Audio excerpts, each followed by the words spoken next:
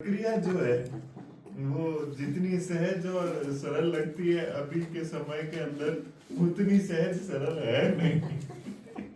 तो आज के समय में सीधे साधे लोग बड़ी कम संख्या में पाए जाते हैं। और सीधा साधा व्यक्ति इस परिभाषा से बहुत ऑथेंटिक व्यक्ति होता है। उसमें से तो एक मैं हूँ। सत्य टेढ़ापन नहीं होता। हाँ, टेढ़ापन बिल्कुल नहीं टेढ़ा नहीं होता। होता। हाँ, सीधा है और सादा है एकदम बिना मतलब का। और जो कोई बोलते हैं वही करते हैं। हाँ, जो उसमें करते एक हैं एक वही एक बोलते एक हैं। एक शब्द के अंदर प्राचीन काल की बात है और उसका में लोग ही सीधे साधे मतलब सामान्य व्यक्ति यानी लोग वो सीधे साधे और सीधे साधे कैसे सत्य बोलते हैं पहली बात। देखो सीधा ही है कि नहीं? हाँ। सत्य बोलो। हाँ, बोलते थे वही करते थे, बोल दिया तो वो करेंगे यानी वचन के पक्के हैं और करते वही थे जो बोलते थे, जो किया है वही बोलेंगे। तीसरी बात, निरर्थक कुछ भी नहीं करते थे। कुछ भी कर रहे हैं तो उसके पीछे कोई कारण है, लॉजिक है, अर्थ है। समय बर्बाद नहीं करते थे। संस्कृत में ऐसी कथन है, हाँ। प्रयोजनम अनुद्देश्य मंदोपि न प्रवर्तते। हाँ। बिना प्रयोजन के तो मूढ़मति भी नहीं कुछ भी करता। हाँ, क्या था प्रयोजनम? समय बर्बाद नहीं करते। क्या था प्रयोजनम? प्रयोजनम अनुद्देश्य मंदोपि न प्रवर्तते। बिना प्रयोजन के बोलते नहीं थे। प्रयोजनम निसत्व भोजन नहीं करते थे, जिसमें सत्व हो ऐसा भोजन, इस पे तो इसीलिए वो ये सब करते थे। हाँ, निरर्थक दौड़ धूप भी नहीं करते थे।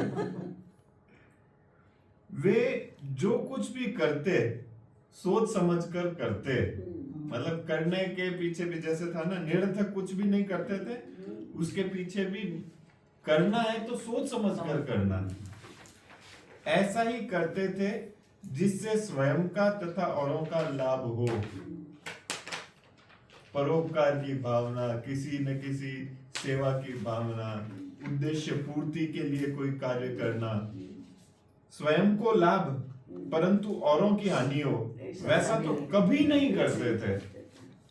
स्वार्थ नहीं था, सिर्फ सब कुछ मुझे मिल जाए वो भाव बिल्कुल ही नहीं। ऐसा करने की एक पद्धति थी। जो भी करना है उसका वे प्रथम विचार करते थे और बाद में जोर से बोलते थे। उच्चार करते थे। हाँ, उच्चार करने से क्या होता है? उच्चार करते थे ना, जो वो संकल्प पक्का होता है ना, संकल्प बनता है और संकल्प जब बनता है तो वो सिद्ध होने की तरफ जाता है। फिर अनजाने में भी त्रुटि नहीं होती है। ये जोर से कहाँ बोलते थे? मंदिर में बोलते थे या कार्यक्रम? नहीं, हम भी बात कर रहे हैं ना, हम सब मिलकर के भारत में भारतीय शिक्षा की पुनर्प्रतिष्ठा करेंगे, पुनर्स्थापना करेंगे, तो हम जोर से बोलते हैं अत्र ज्ञान यज्ञ क्रियते। नहीं, वो तो संकल्प हो गया ना। हाँ, नहीं, तो ये संकल्प बन गया। हमें जो भी करना है, मुझे कक्षा में प्रथम आना है, मुझे आज 2 घंटे पढ़ाई करनी है, यानी जो भी करना है उसका वे प्रथम विचार करते थे और बाद में जोर से बोलते थे। मतलब जैसे हम कमरे में भी रहूंगी, इसका मतलब तो मैं सोचूं कि कल सुबह मुझे 6 बजे उठना है, तो इसको मैं जोर से बोलूंगी कि कल सुबह, है ना। संकल्प वो अलग है कि सब मिलके बोलेंगे। तो वो नहीं, ये भी संकल्प बन गया ना, सुबह मैं उठूंगी, हाँ, वो संकल्प बन गया। मतलब हमारे जैसे बोला हुआ वाक्य मंत्र में बदलता है, ऐसे ही अगर उसके पीछे कोई उद्देश्य पूर्ति लिखी हुई है, क्या काम करना है, उसको हमने अगर संकल्प की तरह बना लिया तो उसको जोर से बोलते ही वो संकल्प बनता है, फिर सिद्ध होने की तरफ जाता है और बार बार बोलने से वो मंत्र बन जाता है। जोर से इसका मतलब मुझे ऐसा लगता है कि जाहिर रीत्या उसका शब्दांकन करते हैं। जैसे हमारे यहाँ प्रथा भी है कि मैंने आज मेरी बेटी का ब्याह इसके साथ करने का संकल्प किया है, ये जोर से बोलने के ये जाहिर करना है, वो पुनरुच्चार करना है। उसकी और एक वजह ये है कि आप जो बोलोगे वो पूरे ब्रह्मांड में शब्दावली में घूमता रहता है और वो आपके जीवन में उनका वो अभी ये लॉ ऑफ अट्रैक्शन अभी यूट्यूब में बहुत ही ये शब्द चला है, प्रचलित हुआ है और इसके ऊपर बहुत सारे वीडियो सब लोग बना रहे एक हैं। ताई रोंडा बर्न की पुस्तक है द सीक्रेट द पावर, वो बहुत लिखती रहस्य है। बहुत अच्छी। हाँ, तो वो संकल्प से लिया उसने सब कुछ। तो ये लॉ ऑफ अट्रैक्शन मतलब ये है कि संकल्प आपने जो बोला है वो ब्रह्मांड में आपने छोड़ दिया, तो ब्रह्मांड स्वयं आपको वो करने के लिए आपको लायक बनाएगी, या वो ऐसी परिस्थिति निर्माण करेगी कि आपका काम ये पूर्ण होगा।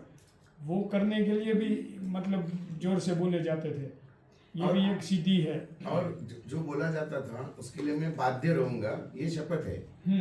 इसका जिक्र दासबोध में भी किया है। दासबोध में एक संकल्प ऐसा है या एक ओवी ऐसी है कि बोलायचे सांगूने लिहोने, लिहायचे सांगूने, सांगायचे बोलो न दाखवू नये, इशारतीचे बोलो नये, बोलायचे सांगू नये, सांगायचे बोलो नये, जबानी ने, ये जबान देना, ये ऐसा ऐसा होता है। एक बार आपने जबान दे दी वो तय हो गया, फिक्स हो गया, ये जो पीछे नहीं हटना है उससे। हमारी वाचनमाला ही एक है, जहाँ से निकला वहीं वापस आया, उसमें ये भी उदाहरण है। आपने गाली दी, ब्रह्मांड में घूमकर आप तक ही आएगी। हाँ बस, तो मैं वही बात कर रहा हूँ, इसलिए वो संकल्प हम जोर से लेते थे। हम जो बोल रहे हैं वो ब्रह्मांडीय ऊर्जा भी हमें उनको सपोर्ट करने के लिए भी आए वो हमारा काम करने के लिए ऐसी परिस्थिति निर्माण करे कि हमारा वो काम करने में हमें आसानी रहे। इसलिए भी हम वो ब्रह्मांड को बोलते थे कि भाई ब्रह्मांड में वो साउंड मतलब इफेक्ट आती है।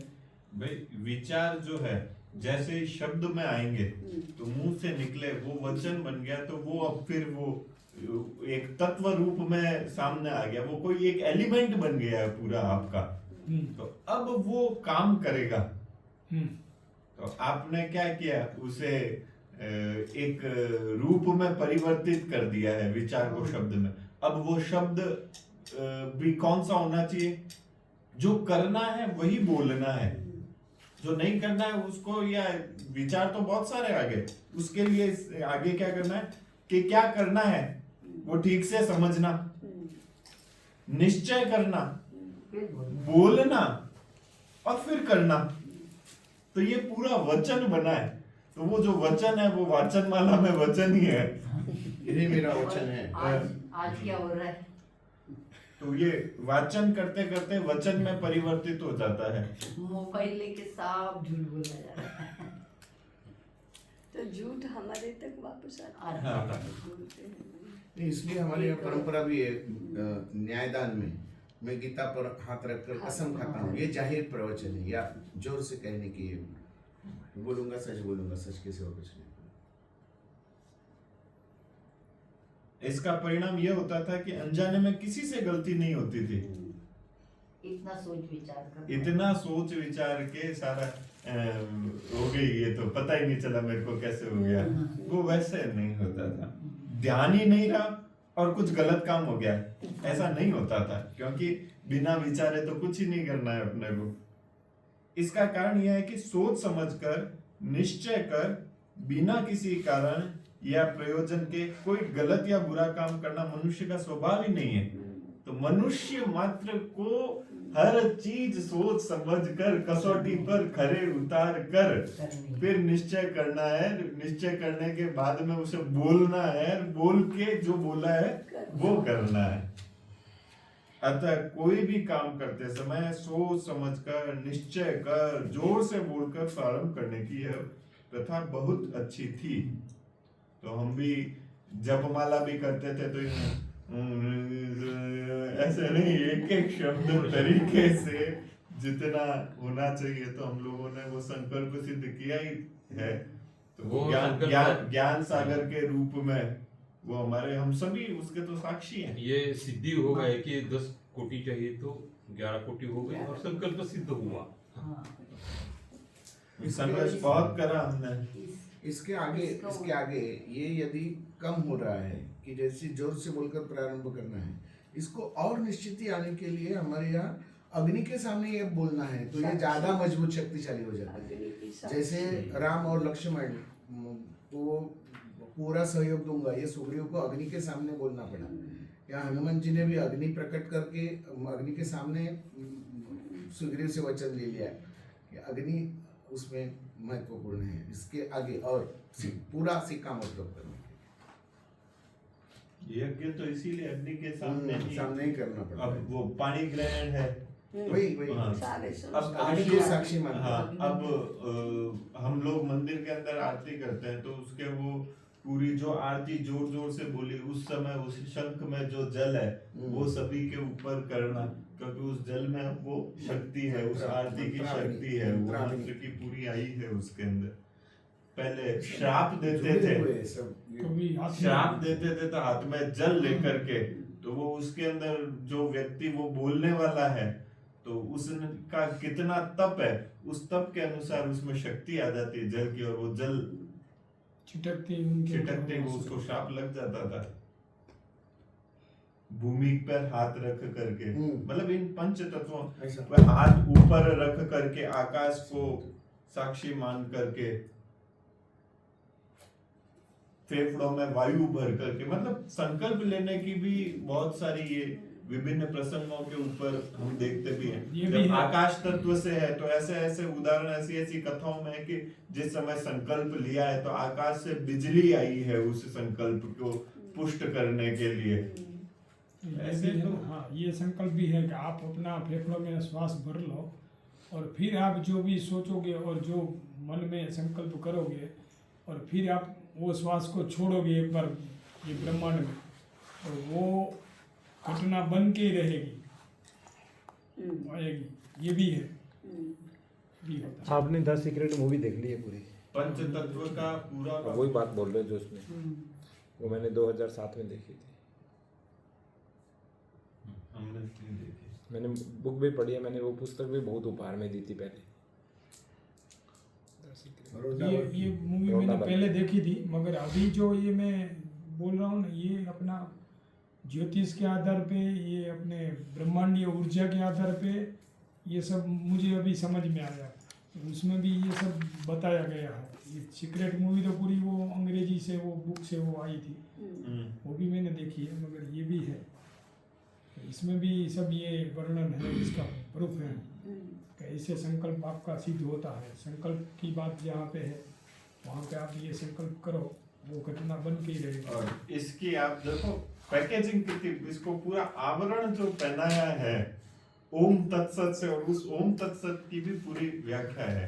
हमारा जो संकल्प है उसको भी सिद्ध करने के लिए उसमें नाद ब्रह्म की ताकत आ जाए संकल्प में, इसलिए ओम तत्सत के साथ प्रारंभ करना। सभी काम करने के पहले वो संकल्प। हाँ। और ये बात आगे भी कंटिन्यू क्यों करें में भी है कि हमको प्रथम क्या करना है वो बोलते, साथ ही क्यों करना है, हाँ, वो मतलब वो उद्देश्य भी स्पष्ट होना चाहिए उद्देश्य कि हमें ये प्रयोजन। क्यों करना है। ये दूसरे पार्ट में इसमें कितना बढ़िया लिखा है, कार्य और उसके प्रयोजन के विषय में मन में स्पष्टता होनी ही चाहिए। ही लगा है अपना, ही तो वैसे ही पावरफुल है हम सबके लिए करने से होता है। मन में स्पष्टता होनी ही चाहिए। जैसा हम संकल्प करते हैं ब्रह्मांड में जाकर वो 10 गुना होकर वापस आता है। तो ये शब्द जो है वो विचार पूर्वक ही आना चाहिए, क्योंकि उससे 10 गुना वापस आने वाला है।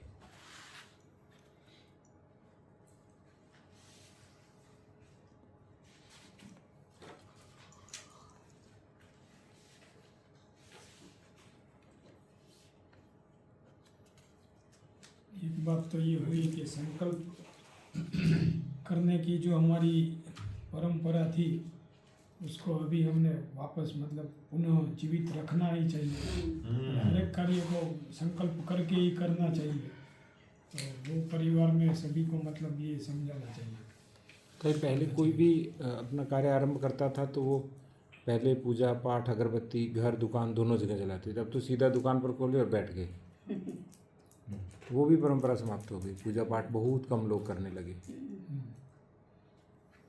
महान संकल्प सिद्धि के लिए हाँ, साक्षी के लिए सबको बुलाते हैं। और सबके साक्षी बनते हैं तो उनका भी दायित्व हो जाता है कि अब आप साक्षी बने, अब आप पूरा भी करवाइए। मराठी में जागरण करके एक कार्य रहता है। तो सभी जो दैवत है, कुल दैवत है, देवताएं हैं, उनको इस शुभ कार्य के लिए बुलाया जाता है और हर कार्यक्रम में वो जागरण होता है। हमारे यहाँ जो मंत्र भी तो पहले इसके- शादियाँ होती थी ना, तो ऐसे रिसेप्शन वगैरह नहीं, एक पान सुपारी और ये, और लोगों को भी नहीं था कि हम शादी में आए तो हमें ये मिले, पर वो साक्षी बहुत जरूरी थी। वो जो मतलब वो ऐसे अक्षता डालते हाँ, थे, मैंने वही विवाह के समय सबको उपस्थित रहना है, भोजन और के लिए नहीं। भोजन का नहीं। और फिर उनको वो पान सुपारी और ये सब दे दिया तो वो हो जाता है। हल्दी, तो पर सुपारी, समाज की कमर साक्षी काकड़ी, जरूरी जो है। हमारे सात यहाँ चीजें आज होती भी हैं। इंदौर में कई लोग हैं जिनको हम बोले रिसेप्शन में, बोले नहीं आएंगे, हम शादी में आएंगे, खाना मत खिलाना, पर हम शादी में ही आएंगे उतने समय के लिए। तो कई लोगों ने अभी रखा है कि हम उस इसमें आएंगे जहाँ हमको ये है। आजकल तो शादी भी बाद में होती है, पहले रिसेप्शन होता है, तो ये सब कुछ पहले ही होता उल्टा है ये। पुल्टा हो जाता है ना। हाँ, विवाह हुए बिना पहले भोजन नहीं होता है कभी, विवाह के बाद ही भोजन होता है। ऐसा तो ये जो समाज की साक्षी रहती थी ना, ये बहुत महत्वपूर्ण रहती थी। हाँ, और तो वो संकल्प जिम्मेदारी ले भी रहे हैं, संकल्प ले रहे हैं, तो इतने लोगों के हाँ। साक्ष्य में संकल्प लेना, तो संकल्प को भी बल मिलता है। चंद्रमा सूर्य के दर्शन नहीं कर, चंद्र बड़े वो सब दर्शन करवाए जाते थे, मतलब सारे प्रकृति लोग सबके वो साक्षी में पूर्ण होता था। तो इसमें अंत में ये लिखा है दूसरे कथा के बाद कि अब आप ही बताइए, इस प्रकार बोलने और करने के बाद कोई निरर्थक काम कर सकता है क्या? बहादुर होते हैं ऐसे भी। अपन भी कहते हैं, क्या फालतू बात कर रहा है, इतना बढ़िया करके एक फालतू काम कर सकता है क्या? सुरेश सोनी जी के 2 भाषणों में मैंने एक कहानी सुनी छोटी सी। बताते हैं कि एक लड़की स्कूल से आई तो कोई मांगने आया बाहर, तो उसकी माँ ने कहा जा वो रोटियां पड़ी हैं वो दे दे। तो उसकी माँ ने जो बाहर निकाल के रखी थी सूखी रूखी, वो उसने डिब्बे से निकाली और देने लगी। तो माँ ने ये क्या कर रही है, वो दे। तो बोली नहीं, हमको स्कूल में सिखाया है कि कोई मांगने आता है उसको अच्छी चीज़ देना। ये मुझे मालूम नहीं स्कूल में क्या क्या सिखाते हैं, जब तू वो सूखी रोटी दे, कोई दे आती है। फिर शाम को रात को कुछ ऐसा होता है तो पिताजी कहते हैं कि जब बोल दो मैं घर में नहीं हूँ। तो बोलती नहीं, हमको स्कूल में बताया है कि झूठ नहीं बोलना चाहिए। तो पिताजी भी डांटते, क्या स्कूल की बात है, स्कूल में रहने दे, मैं जो कह रहा हूँ वो कर। तो दूसरे दिन उसको माँ उठाती है स्कूल जा, कहती मुझे नहीं जाना, बहुत गलत सलत सिखाते हैं। वो कहती है मुझे नहीं जाना स्कूल, वो बहुत गलत सलत सिखाते हैं। स्कूल का प्रारंभ होने के भी शुरू में भारत मेरा देश है, मेरा देश हाँ, है, प्रतिज्ञा मेरे कर- देश में मुझे प्यार है, सभी भाई बहन है, ये शपथ जो है, भारत ये मेरा शपथ, देश ये है, इसी का हिस्सा, समस्त संकल्प भारतीय का मेरे हिस्सा भाई है। बहन हैं। हर रोज संकल्प करना। ये तो आप लोगों को भी करना अभी है। 2006 के बाद बंद हो गई थी, अभी हमारे जनपद में अनिवार्यतः प्रत्येक विद्यालय में प्रतिज्ञा होती है।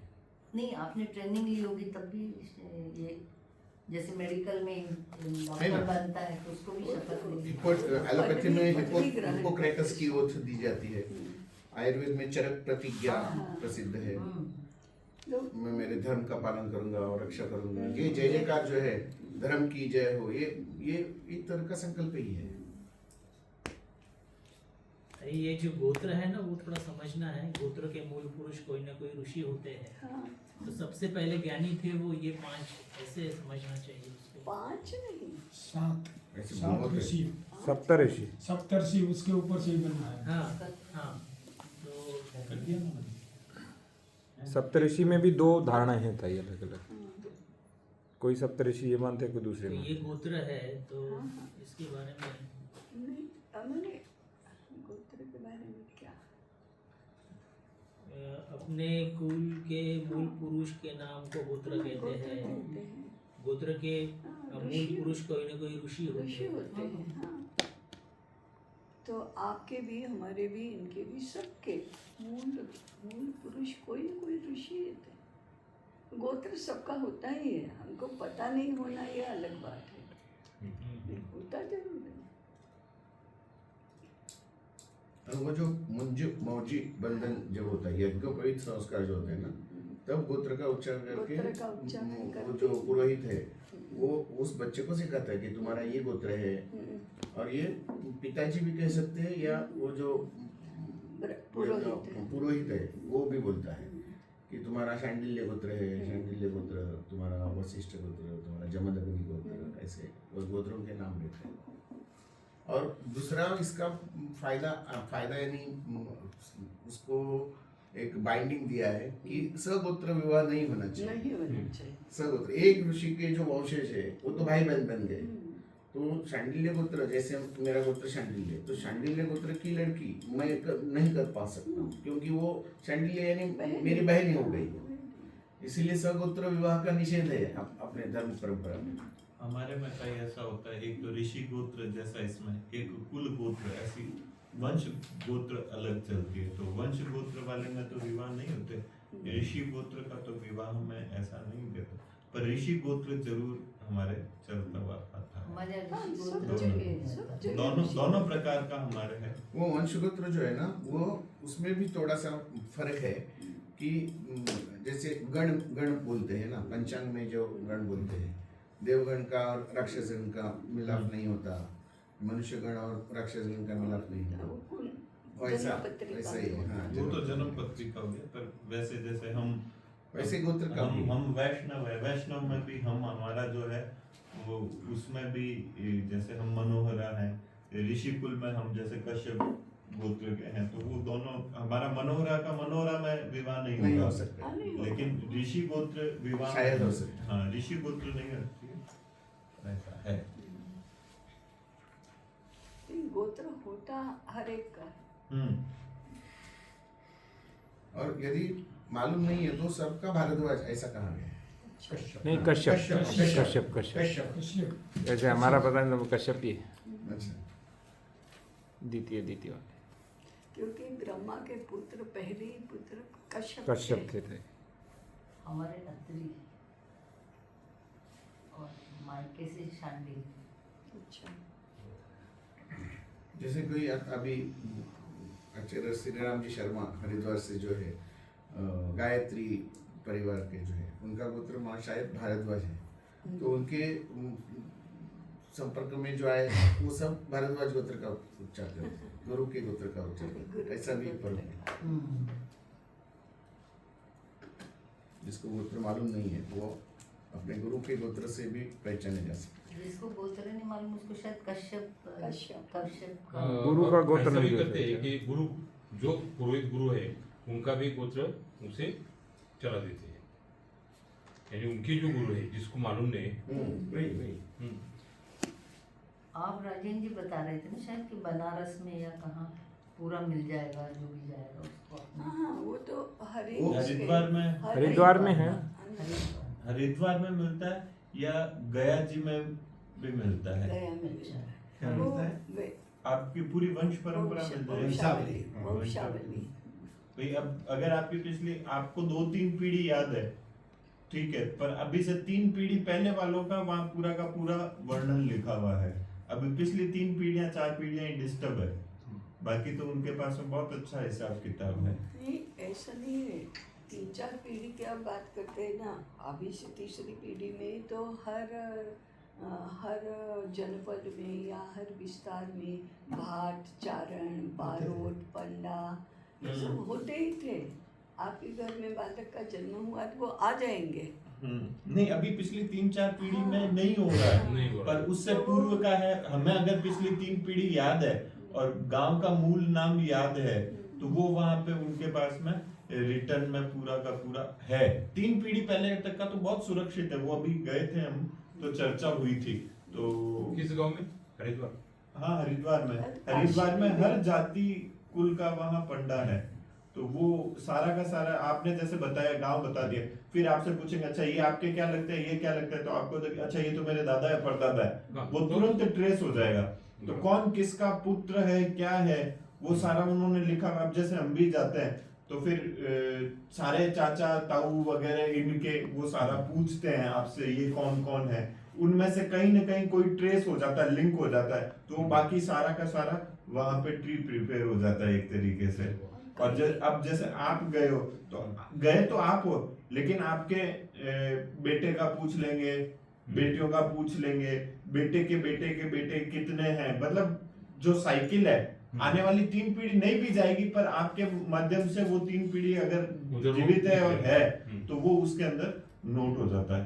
तो अब 4 पीढ़ी 5 पीढ़ी बाद में भी उसमें से किसी ने किसी को ट्रेस कर लिया तो वो वापस से वंशावली तैयार हो जाएगी। तो बड़ा अद्भुत बना रखा उन्होंने। कई लोग अपने घरों में वंश वृक्ष रखते हैं। हाँ, जैसे हम अभी गए थे तो 13 पीढ़ी हमारी ट्रेस हो गई आराम से। दादी जी गए थे तो मैं खुद गया था इस बार। मैं भी लेके आया था ये पीढ़ी वहाँ से। अरे वाह। वहाँ कहाँ पे मतलब पीढ़ी के पहले नाम कैसे अब होते हैं? जैसे आपने बता दिया कि मैं वहाँ का हूँ, उस कुल का, उस समाज का, नहीं, उस नहीं, जाति का हूँ। किसके पास जाना है? नहीं, वहाँ बहुत सारे पंडे हैं, तो वो आपको बता देंगे कि अच्छा आपके उसका वो पंडा है, तो वो वहां पे आपको ले जाएगा। ऐसा है। अब जैसे इसमें क्या होता है कि मैं 3 समाज का, जाट समाज का भी रख रहा हूँ, राजपूत का भी रख रहा हूँ, कोई वैष्णव का रख रहा है, कोई ओस वालों के रख रहे हैं, कोई माहेश्वरियों के रख रहे हैं। माहेश्वरी में भी 3 अलग अलग उपवर्ग हैं, तो किसी 8 उपवर्ग है सपोज, तो ये पंडे के पास में 4 उपवर्ग है, मेरे पास में 4 उपवर्ग है। तो जैसे ही आपसे पूछेंगे फिर उनको पता रहता है कौन सी गोत्र किसके, तो वो आपको वहीं पे भेज देते हैं। भेजेंगे। वहां जाओगे तो वहां पूरा का पूरा उनके पास में बहुत जबरदस्त तरीके से। अब जैसे मेरा आगे वंश नहीं है, या मेरे वंश के जो बच्चे हैं वो करना नहीं चाह रहे हैं ये कार्य, तो क्या होगा कि मैं पंडा हूं, मैं क्या करूंगा, मुझे जो समर्थ लगता है या बोली लगाता है, दोनों ही चीजें हैं, तो मैं क्या करता हूँ वो पूरी वंशावली उनको सुपुर्द कर देता हूँ। उसको लिखने का सबका पैटर्न एक ही है। तो अब से क्या होगा कि मेरी वंशावली का रख रखाव करने वाला वो पंडा हो गया, और ये सारे पंडों को आपस में पता रहता है कि कौन सी वंशावलियां किस समाज की कौन हैंडल कर रहा है। जैसे हमारे गुमानी राम जी हैं, उषा के गोपाल तुमड़िया जी हैं, उन्हें भी देखा, याद आ गया। घुमंतु परिवार उनको बही भाट कहते हैं हमारे यहाँ। वही उसी में बात, से ही। गुजराती में वही वंचा कहते बही हैं। वंशज जी। वही वंचा। अब क्या होता है कि उनमें भी बड़ा परिवार है पंडों का, वो क्या करता है कि जहाँ सबसे ज्यादा उस पंडे के साथ के लोग हैं, वो वहां की वंशावलियों में से ट्रेस करके उस जगह जाता है, और उस क्षेत्र में ऐसे जो गरीब लोग हैं जो यात्रा पर नहीं आ सकते, किसी की भी मृत्यु हो गई, वो वहां जाकर के नहीं आ पा रहे, तो वो वहां जाकर के उनकी अस्थियां लेते हैं और उनके वंशावली नोट करते हैं। ऐसे भी लोग होते हैं। और कई बार क्या होता है कि जैसे नहीं जा पा रहे हैं उस गांव में से कुछ लोग, तो दूसरे समाज का या दूसरे कहीं का है, वो उनके वहां की लेकर के जाते हैं साथ में 2, 4, 5 साल बाद में जिसका भी हुआ, और फिर वो वहां पे सारा नोट करवा के आते हैं कि इस व्यक्ति की जो मृत्यु पर इसकी अस्थि विसर्जन किया गया, और जिसकी किया है उसकी सारी वंशावली फिर वो वहां पे लिखते हैं। तो बहुत ही अद्भुत इनका मैकेनिज्म है, पूरा का पूरा हस्तलिखित है। अभी कई लोग लगे हैं उसको वो करने में, हाँ, सॉफ्टवेयर बनाने में लगे हुए हैं। कई वो कह रहे थे हम कंप्यूटराइज नहीं करवाएंगे, हमने दिया, हाँ, कहा था उनको, उसमें कई सारे ऐसे मना लोग कर हैं कि दिया। नहीं, यही हम तो ऐसे ही करेंगे। अब वहाँ क्या है, हम जो समृद्ध लोग हैं वो उस चीज के कोई 5100, कोई 5000, कोई 10,000, 20,000, 21,000 इतना दे करके आ रहे हैं, और जो एकदम कैसे ही जिनके लिए जीवन यापन भी मुश्किल होता है, ऐसे लोग भी जाना तो पड़ता ही है हरिद्वार, तो उनकी रहने, खाने, ओढ़ने, सोने की सारी व्यवस्था वो पंडा करता है, और निःशुल्क होती है। वो निःशुल्क होती है। तो ये जानकारी भी मिलती है और व्यवस्था भी होती है। हाँ, कई राज्यों आपका में- पंडा वहाँ पे रखता है, आप आओ, खाओ, रहो, पियो, सारी व्यवस्था करता है वो पंडा। और जो हरिद्वार के इतने अच्छे हैं दक्षिणा पंडे देनी इस मामले में। अगर आप जरूरतमंद हो, सभी आपसे राज्यों की पूछता रखते है हैं, क्या करते हो, सभी राज्यों की रखते हो। हाँ, पूरे देश भर के सभी लोगों की वंशावलियां उनके पास। तो सारे सारे राज्य तो बहुत छोटा है। अब दक्षिण भारत के हैं, जाते तो वो सारे वही हैं। ऐसा का ऐसा पुष्कर में है। अच्छा है। राजस्थान के संबंधित जितने भी उनकी पुष्कर में वंशावलियां मिल जाएगी। परंतु ऐसा साहब हम कहते हैं ना कि गांव में भी, हाँ। मैंने अभी सुरेंद्र नगर में और आपके राजकोट जिले में और ऐसे ऐसे आसपास बहुत होते हैं जिनको पूरी जाति कहते हैं ना, बारोट होते हैं ना, हाँ। बारोट कम्युनिटी यही करती है। बारोट बारोट हो है, गए, हमारे भाट परिवार है, में चारण भा- है, भाट हाँ, चारण है, ये सारे के सारे सारे यही करते हैं। तो वो तो आपको सामने आपके घर में पुत्र का जन्म हुआ, वो तुरंत आएंगे और उनकी वही की पूजा करना है, फिर उसका नाम उसमें दर्ज करेंगे, विधि पूर्वक दर्ज करेंगे, फिर आप दक्षिणा देंगे उनको। वो परंपरा अभी सब जगह पे खंडित हो गई। गुजरात में तो अभी नहीं दिख रही है। हाँ, किसी को पड़ी नहीं है, हाँ, उस पड़ी वही नहीं में- है, ऐसा भी है। हाँ, उस और वही लोग में वो भी बोल अपना रहे हैं अभी नाम- इसकी जरूरत नहीं भाई ये कंप्यूटर के जमाने में। भी एक तरह से ये हो गया कि सारे विचारों को जड़ी ही है ये, कि कोई भी व्यक्ति स्वयं का चाहता है। उसकी आज सोच के देखिए, जो विवाद हो रहा था, अपनी दादी से विवाद है, वो चाहेगा ही नहीं कि जाऊं। वो कह रहे थे रुग्ण थे तो भी नहीं गए, सर्जरी हुई तो भी नहीं गए, तो उनसे क्या आशा करेंगे वो जाएंगे। तो अपनी पीढ़ी को चाहते ही नहीं है पूर्वज कौन थे, पूर्वजों के प्रति अभिमान भी नहीं है, गर्व भी नहीं है, गौरव भी नहीं है। तो इस प्रकार बोलने से क्या होगा, संकल्प बोलने से क्या होगा, परिचय देने से क्या होगा, अपने आप ही अपने गोत्र कुल दादा पिता आदि के नाम स्मरण में रहेंगे। ऐसे ऋषि वंशज होने के नाते हमें अच्छे कार्य ही करने चाहिए, इस बात का स्मरण रहेगा। ये मुख्य बात है ना। हाँ, और उसके बाद में ऐसे कुल में जन्म लेने पर हम कोई नीच या बुरा काम नहीं कर सकते, इस बात का स्मरण रहेगा। तो समाज में अपने आप ये जो इतने गंदगी की तरफ जा रहा है, उससे अपने आप ही ब्रेक है। संकल्प, ऋषि लड़ेंगे क्या? हाँ, जबरदस्ती के संकल्प साथ याद करने से इतना इम्पैक्ट कि आज विश्वामित्र वालों और भारद्वाज वालों में चौराहे अत्रि और गौतम पर लड़ रहे हैं। हाँ, चौराहे पर गोलीबारी हो गई। तो कश्यप ने जमदग्नि को बोला, भाई वो घटना तो पता ही है ना, कुरुक्षेत्र के अंदर यज्ञ हो रहा था और जो वहाँ के यज्ञ सम्राट थे उन्होंने गोली चला दी, 2-3 ब्राह्मण मारे गए। अच्छा, बहुत बड़ा आंदोलन हुआ हरियाणा में। तो इससे हमेशा सही मार्ग पर चलने की ही आकांक्षा रहेगी। हम कर रहे हैं वह काम अच्छा है, ऐसा मानस बनेगा। इससे हमारा मन अच्छा बनेगा और अच्छा बना रहेगा। तो ये 3 मतलब मूल के अंदर जो गए हैं, संकल्प के पीछे का भाव धीरे धीरे समझ में आना, बार बार पढ़ने पे बड़ा अच्छा रहेगा।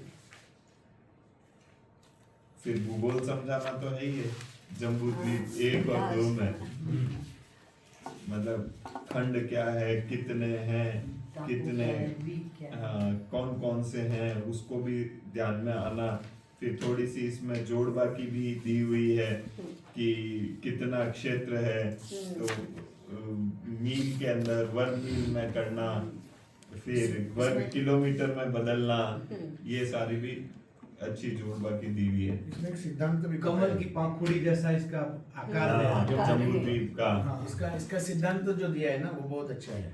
इस प्रकार बहुत बड़ी चीज यदि पूरी की पूरी देखना चाहते हो तो उससे दूर जाना पड़ेगा। और फिर ये भी बताया दूर यानी ऐसे दूर नहीं, ऐसे दूर जाना पड़ेगा, ऊपर जाना पड़ेगा। ऋषि मुनि के पास हो जाता नहीं मैंने पृथ्वी पर किसी भी क्षेत्र का आकार जानना है तो पृथ्वी से ऊपर ही ऊपर तो जाना ही जाना पड़ता है पड़ेगा ना। पृथ्वी पर दूर जाकर कैसे हो सकता है? लोग अधोपतन से जानना चाह रहे हैं। विहंगावलोकन करना पड़ेगा। ऊपर से देखना होगा ना। विहंग पहले ये जो कहते थे ना, सही शब्द। मन, वो गीत भी है, भजन भी, मन की आंखें खोल बंदे। वो मन की आंख, मन को आप इतनी ऊंचाई पर ले जाओ और फिर जाकर के आंखें खोलो उस मन की, तो आपको सब कुछ दिखेगा। दिखेगा। और मन की गति से आप जा कहीं पर सकते हैं, भी जा ट्रेवल सकते कर सकते हैं। ये दिव्य शक्ति ऋषियों के पास थी, मन के माध्यम से दूसरे ग्रह पर जाना, ऐसा भी होगा। संजय शायद वह इस वक्त इसी टेक्नोलॉजी भी बड़ी हो सकती है। माने दो में से एक तो आपको इसको सिद्धि स्वीकार बोलते करना हैं। पड़ेगा, अष्टो या तो सिद्धि। यंत्र थे यंत्र थे इतने बड़े यंत्र या थे। तो आपको योग मार्ग से पता चलता था। दो में से और ये- एक तो मानना ही तो पड़ेगा। ताई हम आप शोध पे कई बार चर्चा करते हैं ना, शोध अनुसंधान पे, तो ऐसी लेबोरेटरीज या तो अभी बनानी संभव नहीं है, हाँ, हाँ। है ना। ऐसा भी बहुत कुछ है जो दिख नहीं रहा, फिजिकल लेबोरेटरीज है ही नहीं वो, तो कैसे संभव है। अपने बच्चे को एक ऋषि क्षेत्र में भेजना चाहिए। अरे वो क्षेत्र है कहाँ, बताओ तो जरूर, कहाँ खोल रखा वो है। उसके अंदर है, उसके अंदर भेजना पड़ेगा। हम उसको बाहर बाहर भेज रहे हैं। अष्टो सिद्धियों के ऊपर हमारे कुछ किताब में कुछ माहिती मिल सकती है। अष्टो सिद्धि, अष्ट सिद्धि नवनिधि के दाता। जैसे हनुमान जी के पास योग- अष्टो हाँ, सिद्धियां योग- थी।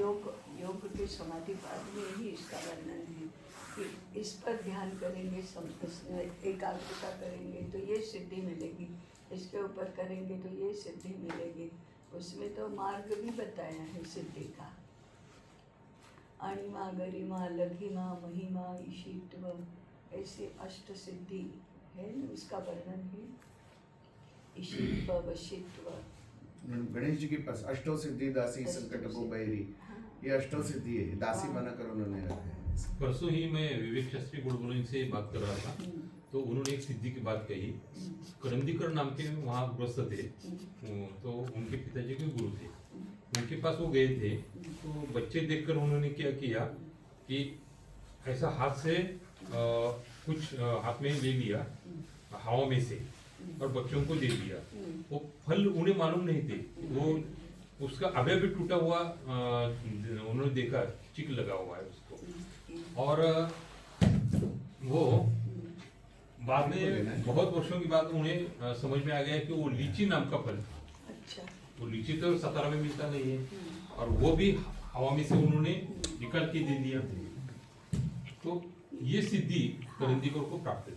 हाँ, ये तो स्वामी विवेकानंद ने भी कहा है हाँ। कि विचार का रूपांतरण पदार्थ में और पदार्थ का रूपांतरण विचार में हो सकता है।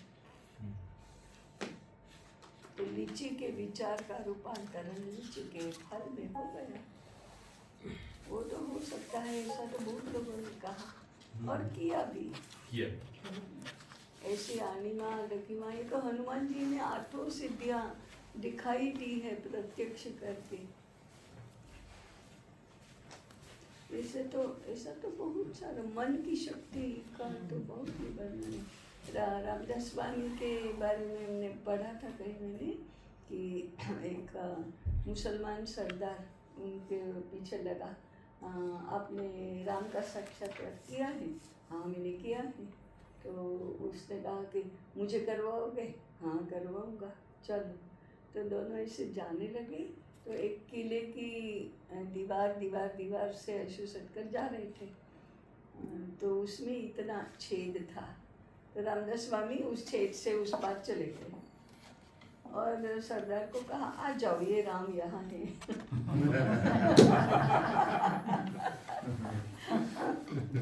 नहीं कैसे आऊँ, ये तो राम कैसे मिलेंगे? तुम्हारी जिम्मेदारी। लेकिन वो बने लोग, बुद्धिमान लोग पूछते हैं कि ऐसा कैसे संभव है, वो छेद में से कैसे जाएगा?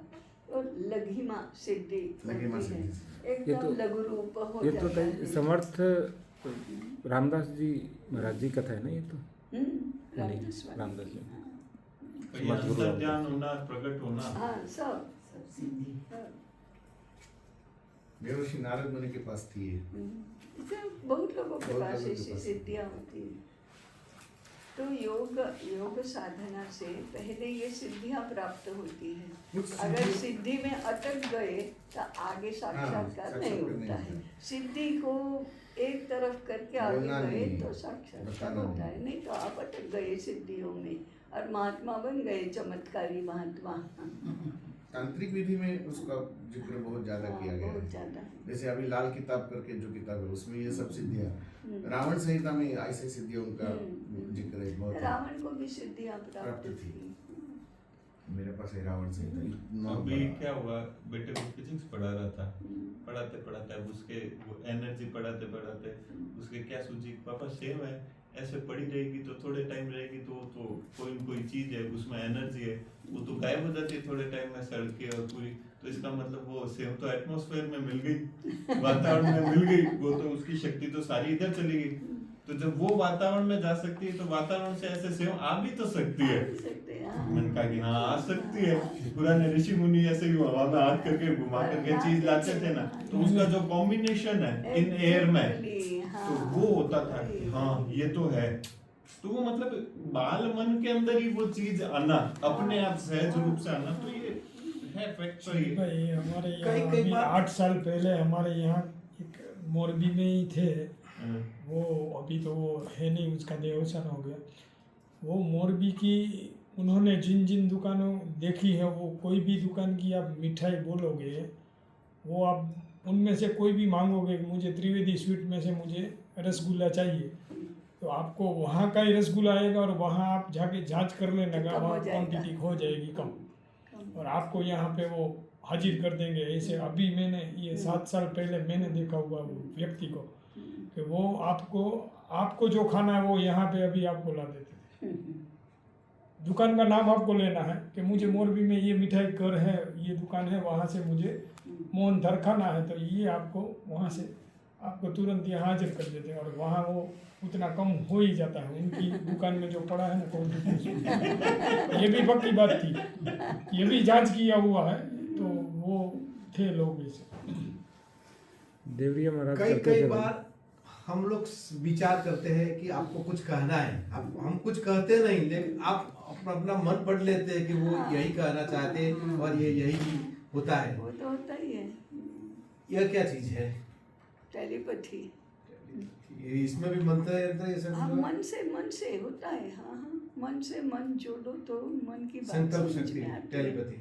हाँ, मन की बात मन से जोड़ो तो समझ में आ जाती है। इंदौर में भी एक डॉक्टर है परमार, भाई इसीलिए तो उनको शिक्षक सामने के पास कर बैठते देता है। हैं, जैसे गुरु के पास बैठते हैं, जैसे आपके पास बैठने से दैशिक शास्त्र शीघ्र समझ आ रहा है, नहीं तो पहले समझ ही नहीं आ रहा था। इसकी शब्द पद्धति सीधा ताई प्रत्यक्ष देवरा बाबा मचान पे बैठे रहते थे, और वो बताते हैं कि कई किलो जो ना कोई भी आता उसे देते रहते थे उसका, और ना स्वयं खाते थे और ना ही कोई उसके ऊपर रखते। छोटा सा मचान था, उसमें कुछ भी नहीं था। उसके ऊपर बैठे रहते थे। ये तो 1990 की अभी की बात है। हाँ, ये दीदा कुछ कह रही थी। हाँ मैं ये कहती कि इंदौर में एक डॉक्टर है, MBBS डॉक्टर है, तो उनको दिखता है। जैसे मेरे कजिन की लड़का भाग गया था, तो उन्होंने बताया वो ऐसे ऐसे बॉम्बे में है, ये है, वो पटरी के पास रहता, मतलब इस तरह। तो वो जब पुलिस भी ले जाती थी, बहुत कुछ केस हो जाते थे, तो उनको ले जाती थी। फिर बाद में उन्होंने वो बंद कर दिया। फिर हम लोगों ने पूछा कि अभी आपने ऐसा क्यों बन गया, तो बोले पुलिस वालों ने मुझे कुत्ता बना दिया था। ढूंढो। ताई मैं छोटा था, हमारे घर में चोरी हुई, तो वो जो व्यक्ति थे वो बहुत छोटे बच्चे को ही अंगूठे में दिखाते थे। अंगूठे के ऊपर कोयला और तेल लगा के अंगूठे पे ऐसे लगाते थे, तो ये टीवी बन जाता था, तो इसमें दिखाई देता था। मैंने स्वयं अपनी आंखों से देखा है कि मैंने कहा देखा है ऐसा। हाँ, जब मैंने चोरी हो गई थी हमारे घर चोरी के हो गई पास और में। चोर मिल भी गया था, फिर उनके साथ हमारा आजीवन, हम कभी आए गए नहीं कभी भी उनके घर पे, लेकिन ये हुआ और ये मैंने साक्षात देखा, और मैंने बोला इसमें नहीं बोलूँगा। विशिष्ट विधि से बनाया हुआ अंजन यदि हम आंख में डालते हैं तो तो दिखाई देता है। दिखाई देता ऐसा ऐसा रेफरेंस आयुर्वेद में है। हाँ, तो ये सारे फिजिक्स के मामले हैं, क्योंकि ज्ञानेंद्रियों से ही तो ये सब होता है। ये अभी वाले फिजिक्स के बियॉन्ड वाली फिजिक्स है। Physics beyond physics. आपने हाँ। तो बता दिया वो मांस के टुकड़ों से रसगुल्ला बनता है। और हाँ। क्या चाहेंगे? हाँ ताई वो किसने कथा बताई थी? हाँ, ताई ने मांस के टुकड़े वाले? नहीं ताई ने नहीं नहीं वो स्वामी राम। स्वामी राम। स्वामी राम। स्वामी राम ने अपने संस्मरण में लिखा है। हाँ, स्वामी राम, वो नाम नहीं याद था। नहीं, स्वामी राम की नहीं है, स्वामी राम ने देखी है। ग्रंथ का नाम क्या था ताई? हाँ, हिमालय के सिद्ध योगी। अभी एक ज्ञान सत्संग चालक जी के मुख्य फेवरेट कैरेक्टर स्वामी चांगदेव है, दीवार चलाने वाले। वो तो उनको अभी है ना, हमें उनके बहुत किस्से सुनाते हैं सत्संग चालक जी। हरदा में हमें एक किताब दी थी। तो दीवार पे बैठे थे, दीवार पे बैठ के आंखें लेके के चल। वो ज्ञानेश्वर महाराज, निवृत्ति हाँ ज्ञानेश्वर महाराज, ज्ञानेश्वर महाराज पर चांगदेव जी के लिए चांगदेव दीवार तो चले। बड़े आए उनके थे, जमाने आए पे थे। योगी थे, हाँ। सिद्ध पुरुष थे। तो उनको बड़ा अहंकार था उसका कि मैं, मेरे से बड़ा योगी कोई नहीं। हाँ। तो ज्ञानेश्वर महाराज की भेंट करने के लिए आ रहे थे। तो कैसे आ रहे थे? शेर पर बैठकर हाथ में सांप का चाबुक लेकर। तो ये दिखाना चाहते थे कि मैं ऐसे हिंस्र जहरीले पशु प्राणी के ऊपर भी मात कर सकता हूँ, और संदेश भेजा कि मैं आ रहा हूँ। तो ज्ञानेश्वर महाराज को संदेश मिला, तो उन्होंने मन में सोचा होगा कि अच्छा योगी महाराज को भी दिखा देते हैं जरा। तो वो चारों भाई बहन दीवार पर बैठकर धूप सेक रहे थे। तो जैसे ही संदेश मिला तो उन्होंने दीवार को कहा, चलो हम योगी राज का स्वागत करने के लिए जाते हैं। तो दीवार चलने लगी। तो चांगदेव को योगी राज का गर्व सब उतर गया। सजीव को वश में करना आसान है, निर्जीव को भी वश कर सकते। हाँ, हरदा में हमें एक किताब दी थी पढ़ने को, ज्ञानगंज। हाँ, तो उसमें वो बता रहे हैं कि हिमालय में अभी भी यूनिवर्सिटी है, ऐसी विश्वविद्यालय हैं जहाँ 1100-1400 साल के प्रोफेसर युवती 1300 वर्ष के हैं, और सारे छात्र कोई 200 वर्ष का, कोई 250 वर्ष का। अभी भी है ऐसा वहाँ है। ऐसी यूनिवर्सिटी। उसमें वो प्रत्यक्ष अनुभव बताए हैं, जो किताब है उसमें पढ़ के बहुत मतलब इसे रोमांच लगता है। तो ये दुनिया बहुत विशिष्ट, अलग, रहस्यमयी है, ऐसी रहस्यमयी है, लेकिन है ये दुनिया, ये भी दुनिया है। ये हिमालय की सिद्धि योगी किताब अभी भी मिल सकती है? हाँ मिलती है ना। वो मूल अंग्रेजी है, in the quest of Himalayan yogis. फिर उसके बाद हम जम्मू द्वीप से भारत में आ जाते हैं। हाँ। या आइए लौट आओ।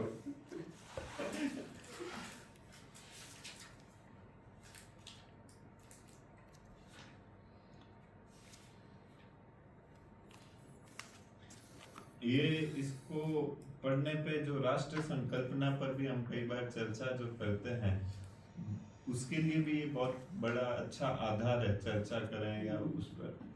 ये भी आर्यभट्ट और ये पूरा वर्णन भागवत पुराण के 5म स्कंद में है।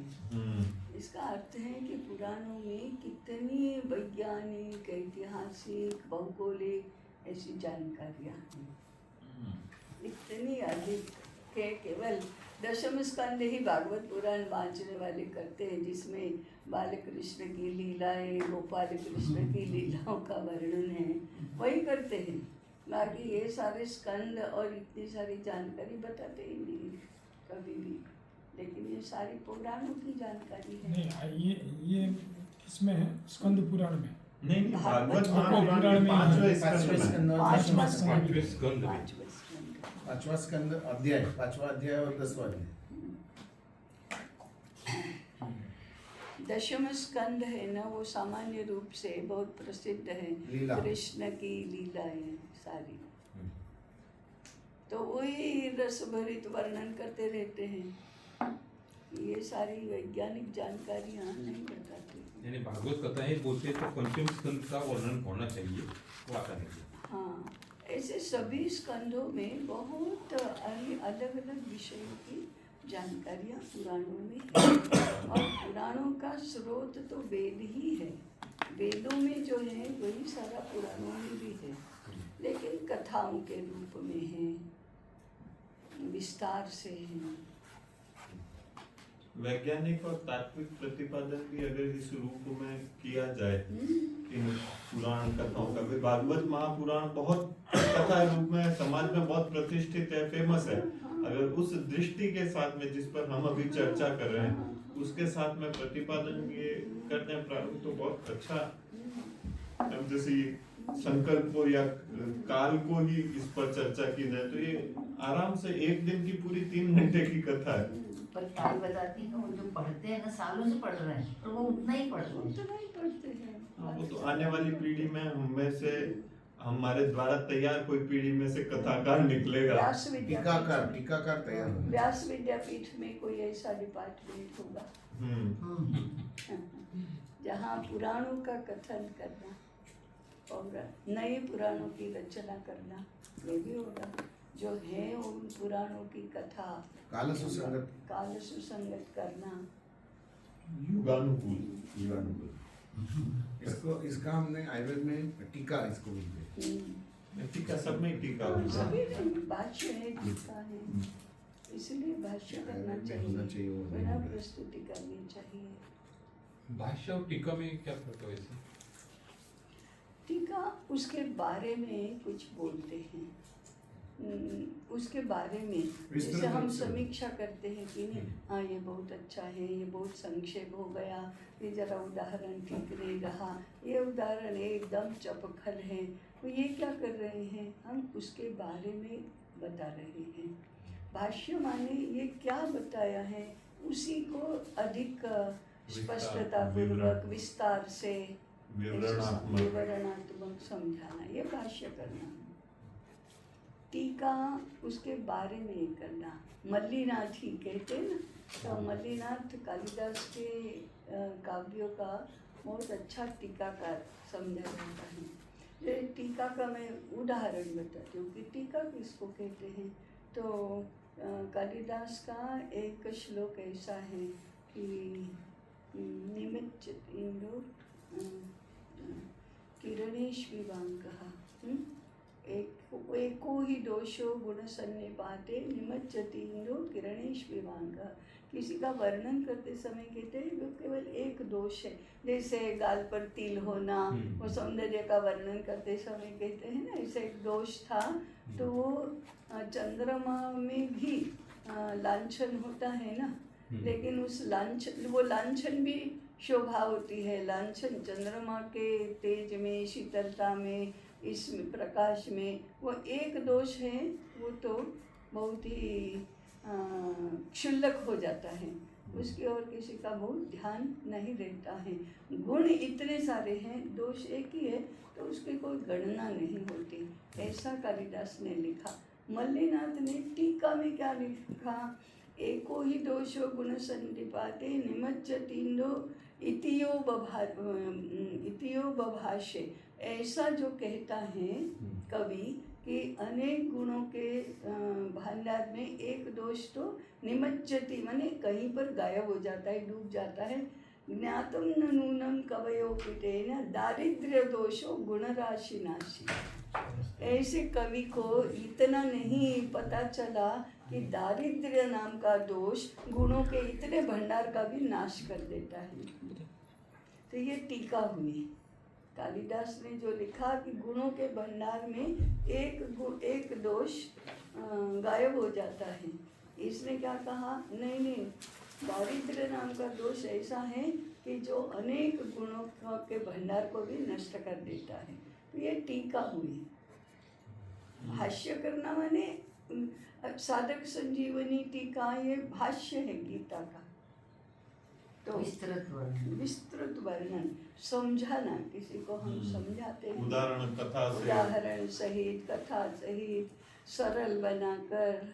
इसीलिए टीका के साथ टिप्पणी का बहुत टीका टिप्पणी कर रहे हो आप। टिप्पणी, हाँ, तो उसमें तो आप उसका विश्लेषण कर रहे हो, गुण दोष भी कर रहे हो, अपनी भी बात जो जोड़ दी जाती है। हाँ, अपनी बात जोड़ दी जाती है। भाष्य में उदाहरण होता है, उदाहरण दृष्टांत से समझाना होता है। ये जम्बू द्वीप, ये जो 7 द्वीप के नाम थे पहले, और वहाँ से हमारे महाभारत तक का उनका मतलब प्रचलन था। ये एशिया खंड वो सब जम्बू द्वीप कहे जाते। तो वो कब से बन गए, मतलब वो कौन से कौन क्या बन गया ये? नहीं, नाम परिवर्तन कर दिया। वध कब हो गए? जब से नहीं, जब से अंग्रेजी भाषा शुरू हुई, प्रचलन में आई, तब से उसके नाम बदलने लगे। बहुत समय नहीं हुआ है नाम बदले, अभी 200 वर्ष हुए हैं। 200 वर्ष। अमेरिका को मय देश कहा जाता था। अमेरिका तो था ही भूमि पर, वो मय देश था, पाताल देश कहा जाता था।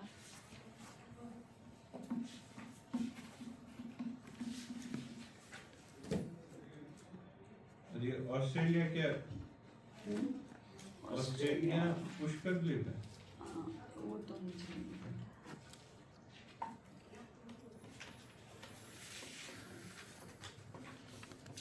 इसमें वो आदित्य बैरागी करके है यूएस के, वो इसको भूगोल को बड़ा अच्छा, रामायण के साथ में जो सुग्रीव वाला वो प्रसंग है। हाँ सुग्रीव, हाँ वो सारे समस्त इसमें ऑस्ट्रेलिया है, वहाँ भी गए थे, इंडोनेशिया भी गए थे, इधर अफ्रीका भी गए थे, इधर भी गए थे, इतने दूर दूर तक जाकर आए।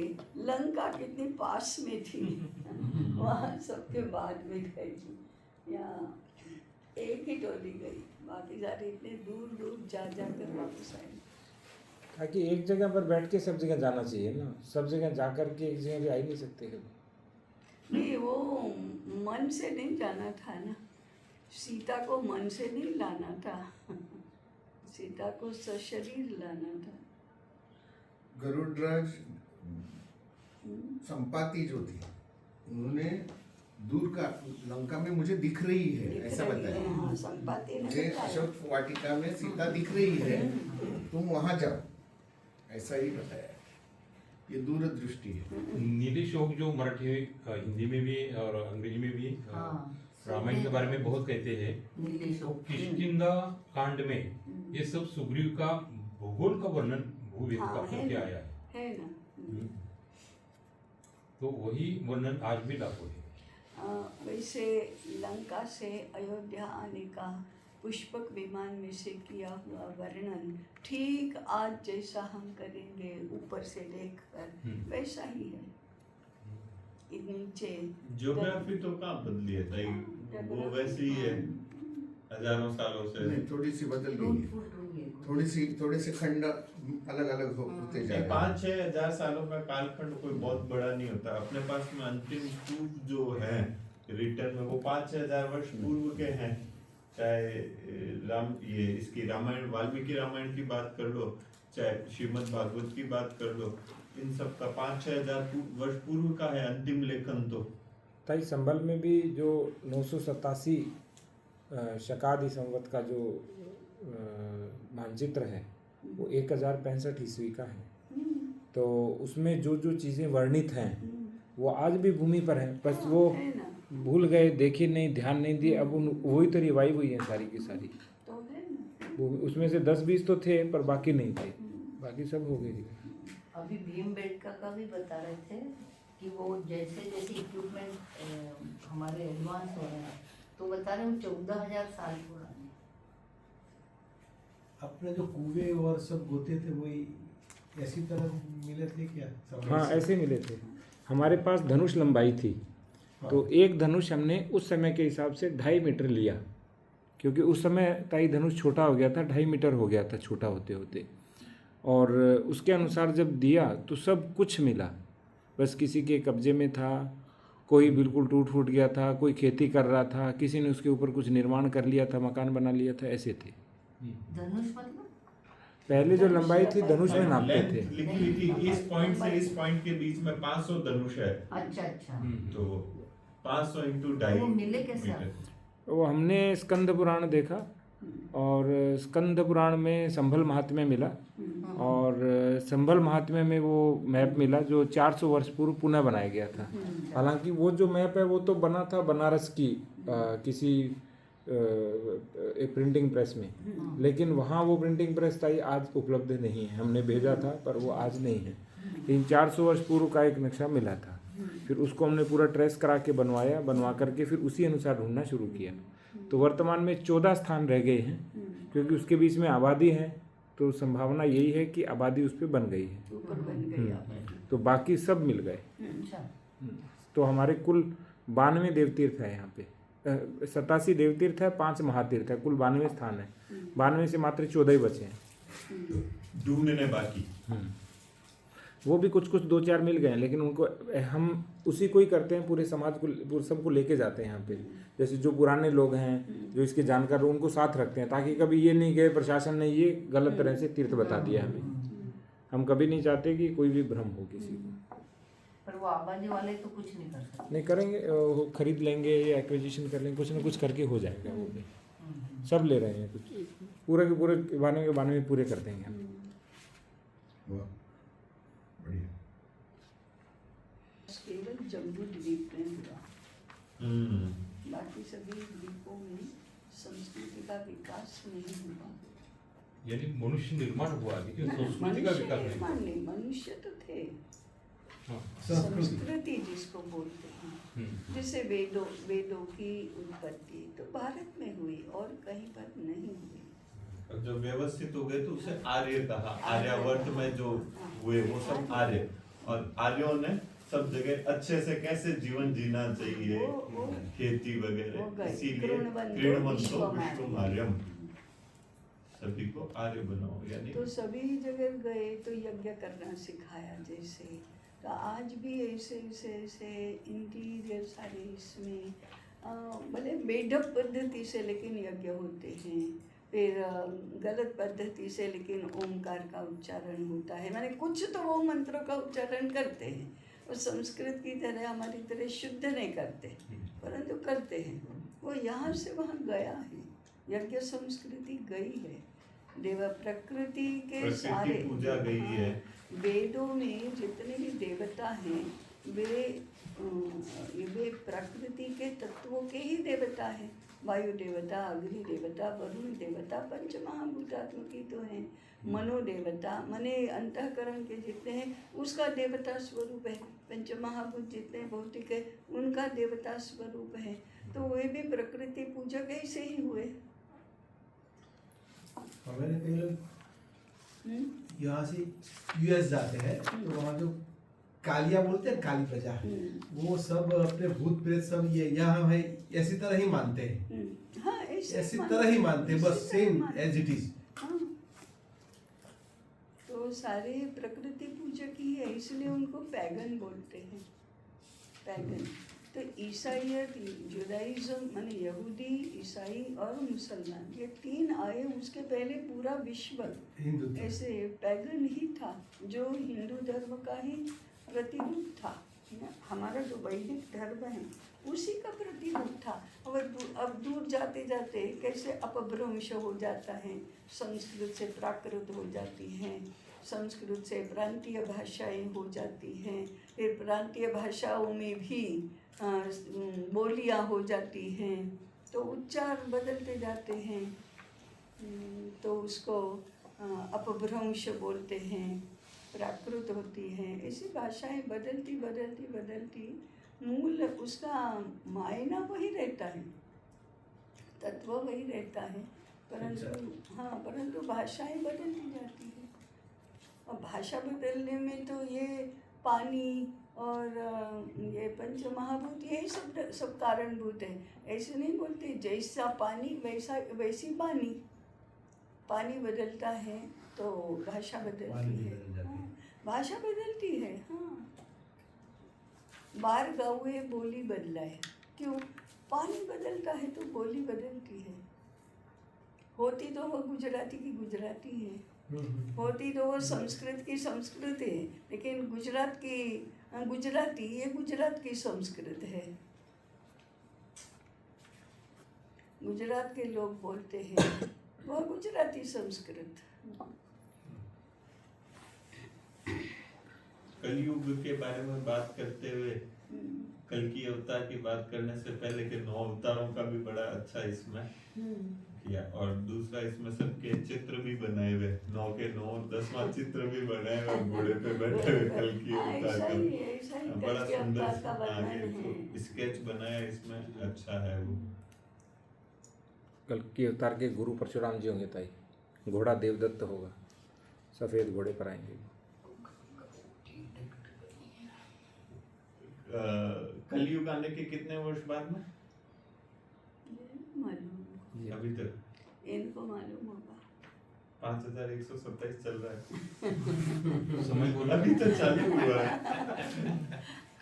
हमारे मालवा में पानी का है ना, जैसे पग पग नीर डग रोटी, पग पग रोटी डग नीर, इतनी मतलब समृद्धि थी। कदम कदम पर आपको पग पग रोटी डग डग नीर। हाँ, पग पग रोटी डग नीर। यूपी का क्या बताया था आपने? हाँ, यूपी का एक बताया था ना। लुटे तब बगे। बहुत काम ये इसमें तो बहुत अच्छे चक्र बन सकते हैं। ये जो समय की काल गणना के जो है ना, ये और एक वो भी है, कृषि उत्तम मध्यम बान, निकृष्ट चाकरी भीख निदान। हाँ, ये तो सब जगह हाँ, सभी हाँ, भाषाओं में। सभी भाषा भीख निदान। नहीं, भीख। कृषि उत्तम मध्यम बान, व्यापार निकृष्ट चाकरी भीख निदान। निदान का तात्पर्य निदार, निदान ये घाट मतलब गुड्डरी भीख का सबसे नौकरी। मांगना निकृष्ट। बेकार है। निकृष्ट निकृष्ट। निकृष्ट नौकरी, भीख सबसे मांगना बेकार है, कृषि सबसे उत्तम और वाणिज्य मध्यम।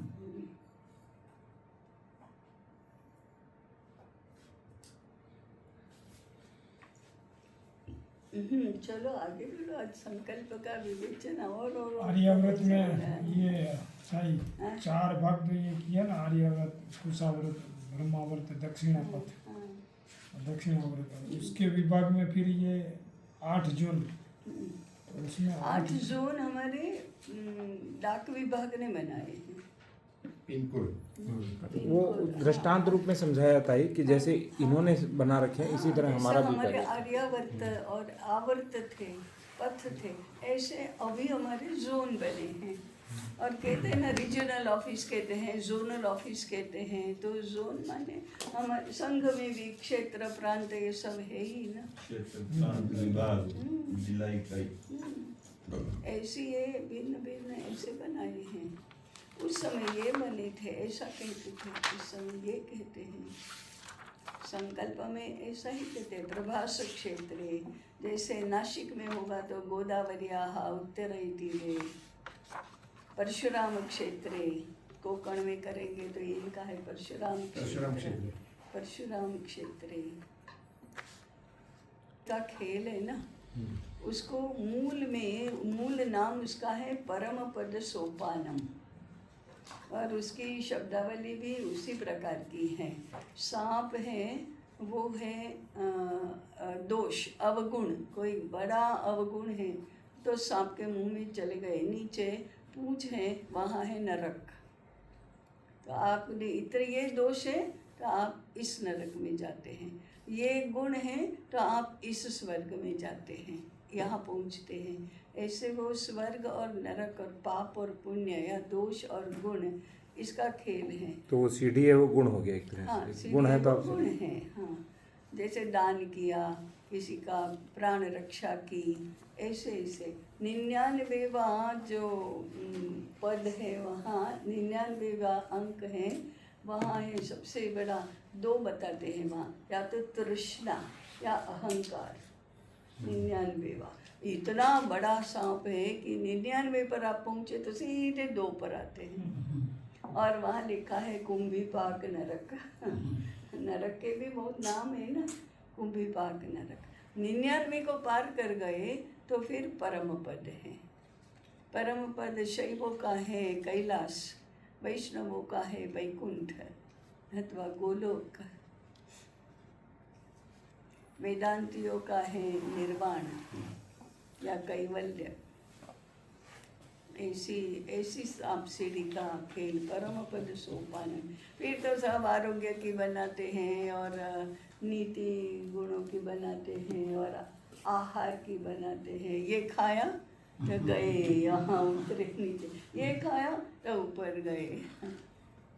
ऐसे बहुत सारे वैद्य ने बनाए। बताइए। हाँ, संत ज्ञानेश्वर ने बनाई है शायद वो। ऐसा नहीं, मुझे नहीं 13वीं सदी में वो उसमें विश्व संचार है ना, ताई ये कितना बढ़िया बताया है। उसमें है कि बच्चे सागर में खेलते हैं, हाँ।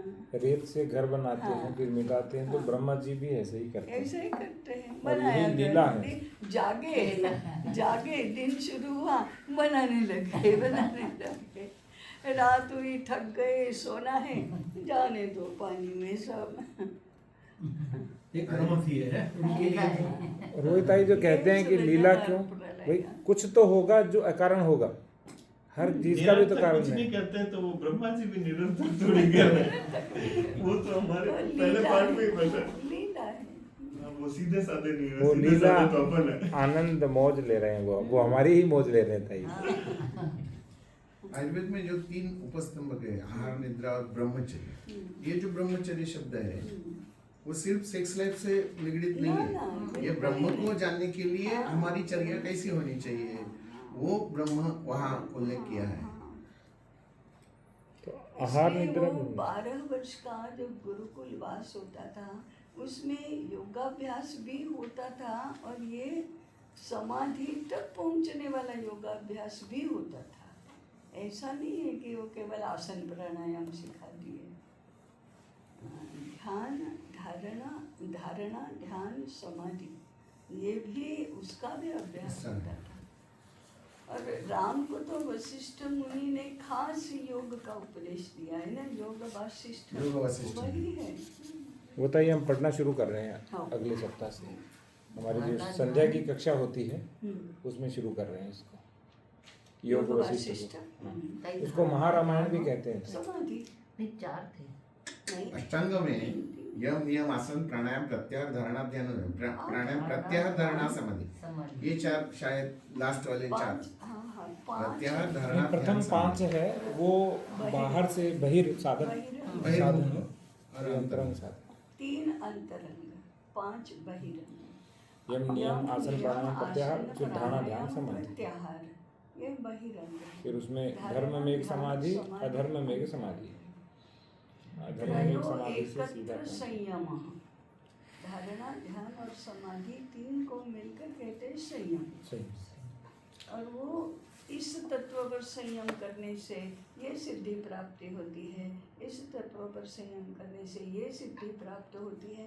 ऐसा वो अंतिम पाद में बहुत विस्तार से वर्णन है। कितने सूत्र दिए गए हैं इसमें, पातंजलि योग सूत्र में, क्या करने से क्या होता है। 196 सूत्र रहता है उसमें, उसमें। हाँ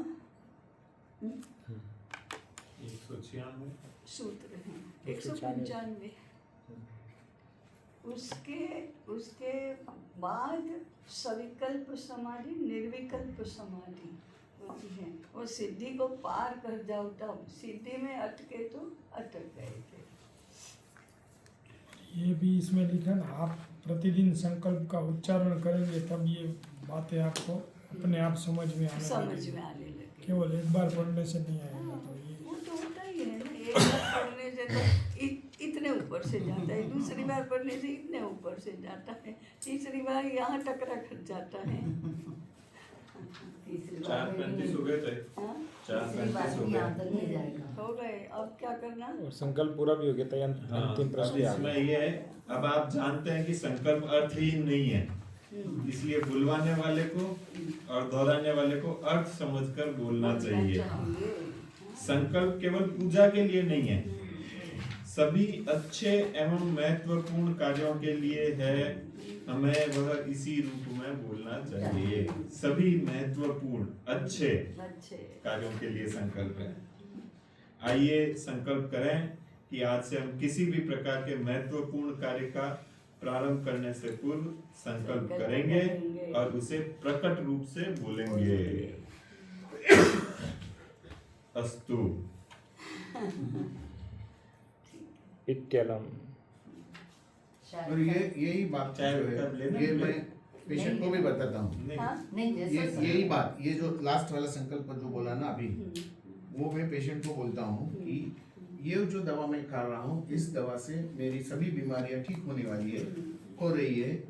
मेरे सभी तरह के लक्षण जो दिखाई देते हैं वो भी नष्ट हो रहे हैं, ऐसा संकल्प करो और तुम खा वो गोली लो या पतली दवा ले लो या खाना भी वो खाना संकल्प करके खाओ। अभी हमारा संकल्प ही गलत है, इसलिए परिणाम गलत मिलते हैं। जैसे पूरा थाली हमारे सामने परोसी गई है, उसमें अचार देखा तो एसिडिटी, नमक देखा तो ब्लड प्रेशर, चावल देखा तो शुगर, घी देखा तो कोलेस्ट्रॉल, ऐसा संकल्प कर करके यदि हमने खाना खाया तो मन अच्छा नहीं बनेगा, वो तो तमोगुणात्मक ही बनेगा।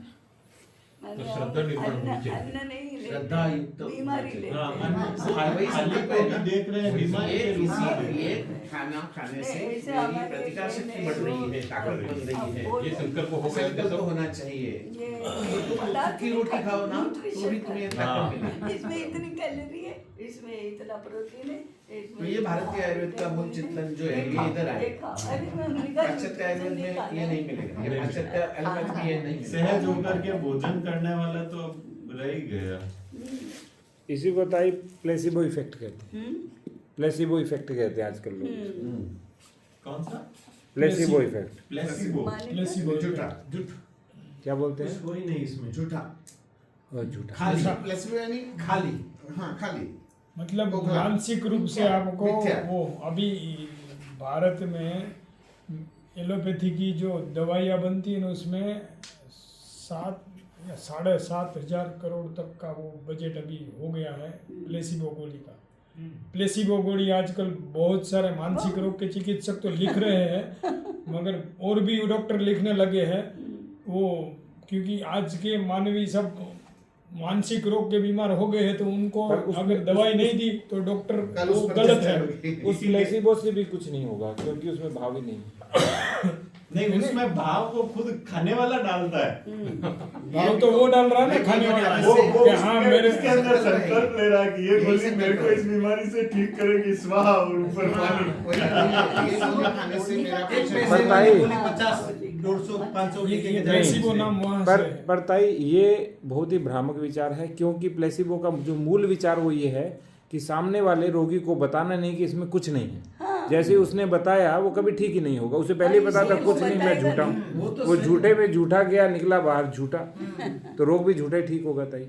झूठे रोग हाँ ठीक होते तो हैं। दवाई वो झूठी है, तो एक्चुअल में डॉक्टर को मालूम है कि इनको कोई ये कुछ रोग ही नहीं हुआ है, हाँ। इनका ये मानसिक रोग है, तो इनका मानसिक रोग ठीक करने के लिए उसको क्या करना है। और अगर उन्होंने कोई दवाई नहीं लिखी है तो वो डॉक्टर के ऊपर बोलेगा कि ये डॉक्टर तो गलत है, इनको तो कोई मालूम ही नहीं है, मेरे को तो ये दुख रहा है, ये तो दर्द है मेरे अभी में, आप बात वो कर रहे नहीं हो ढूंढ रहा। प्लेसिबो मेडिसिन की, मैं तो बात कर रहा हूँ प्लेसिबो डिसीज की। डिसीज में प्लेसिबो है। हाँ, तो इसलिए तो वो दवाई बनी ना, वो राजेंद्र जी ने वही तो बताया, मैं वही तो बोल रहा कि रोगी जब नहीं है तो दवाई कहाँ दवा जाए। कैसे काम करेगी? वो है ना, वो व्यक्ति को कमरे में डाला हुआ था, जहरीले सांप का ऐसा हाँ। होता है वैसा होता है करके, Yes, सिर्फ yes. सुई सुई चुभाई चुभाई। और बॉडी ने वही रिएक्ट किया जो उस जहर के कारण से रिएक्शन और होता है। वो हाँ, जहर और वो मिला, मिला, उसने मिला, निर्माण तो शरीर ने तैयार किया उस जहर को। हाँ, तो वो आजा वो जहर आजा हवा में से ले लिया उसने, हाँ। उसकी बॉडी ने बना लिया। बना दिया। वही इफेक्ट। और उसी समय दूसरी एक कथा बताई जाती है कि एक पेशेंट मरने वाला था और एक डॉक्टर और उसके कोई शिष्य उसको चेक करने के लिए आते हैं और वो अंग्रेजी में बात करते हैं, उसको पता नहीं है हॉर्स को क्या बोलते हैं। अरे इसका हार्ट तो घोड़ों के स्पीड जैसा बढ़ रहा है, तो ये मरने वाला है अभी। ऐसा वो डॉक्टर शिष्यों को बता रहा है कि इतनी पल्स नहीं होनी चाहिए, कि 4 गुना तेजी से हार्ट काम कर रहा है, तो ये अच्छा लक्षण नहीं है। लेकिन पेशेंट ने मान लिया कि अरे मैं घोड़े जैसे मेरे अंदर शक्ति आ गई है, तो वो बच जाता है। बच जाए। प्लेसिबो की कहानी यही है ताई, हाँ। प्लेसिबो कथा भी यही है। क्या 5 से 6 करेंगे समापन, 10 मिनट का।